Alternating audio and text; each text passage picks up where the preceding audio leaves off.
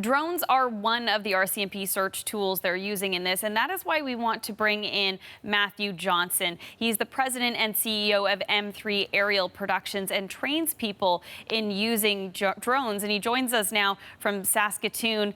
Thanks for making time for us, Matthew. I understand you're just on your way home from doing a workshop of some sort?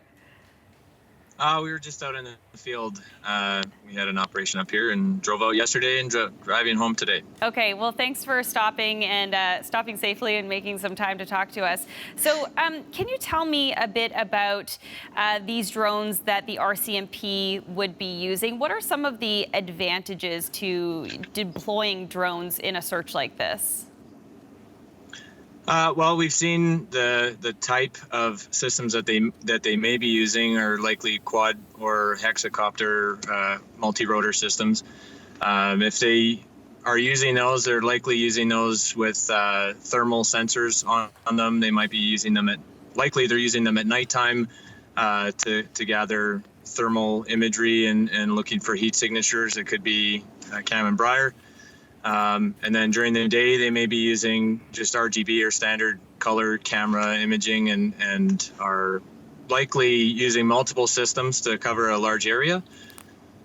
Okay, and you said quadcopter and hexacopter. What are those? That's kind of the standard multi-rotor systems that are either 4 or 6 motors on them. They might be using larger systems as well. The RCMP has some pretty neat equipment. And you said that there's a difference between how they would be using them at nighttime or daytime. Would they also be just entirely different drones, or do they sort of swap technology between for day and night? Yeah, they can likely swap the sensors off of them, or probably using multiple sensors at the same time. That's one of the benefits of being able to use these newer technology RPAS systems that are out right now. If they're mapping, they're probably covering very large areas, taking many pictures and video, and then using some kind of software that's going to be able to analyze the imagery, looking for anomalies like color differences or different shapes that shouldn't be there, and then flagging those images and hopefully finding what they're looking for. Pursuing those. Okay. What are some of the challenges that they could come up against when trying to use drones?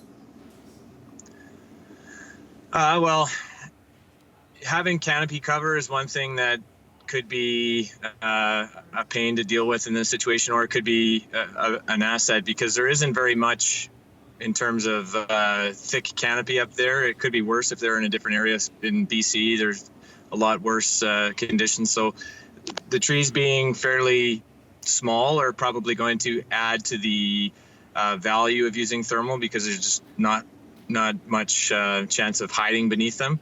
Although if it's raining, then that's going to potentially pose an issue. And then other situations like wind, if it's too high the wind's too high to be flying, then obviously they're going to have to use an alternate means, probably helicopter or something like that. Okay, so this would definitely hopefully help in their search, but I understand that there could also be a psychological part of using drones as well. Can you tell me about that?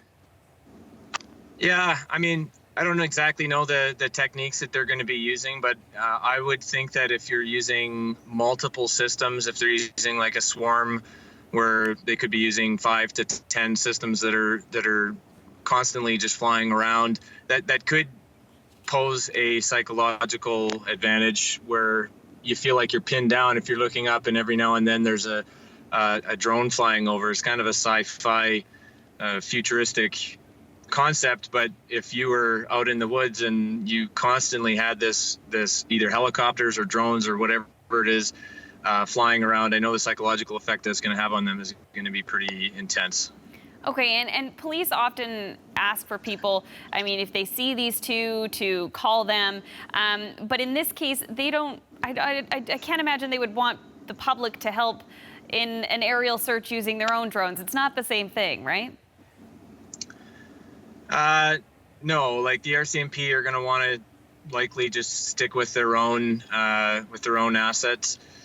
It's different with search and rescue. If you're wanting to, we're working on a system called Quick Reaction Force Search and Rescue, which is basically a network of pilots that are able to respond in short order to be able to help go out and find people. But in this case, because it's the RCMP and it's a federal manhunt, that they're probably not going to be relying on consumers like outside assistance other than their own assets. Yeah, probably just leave the more hobby drones at home, I can imagine. Well, thank you very much for stopping on your route home and making time for us, Matthew. We appreciate it.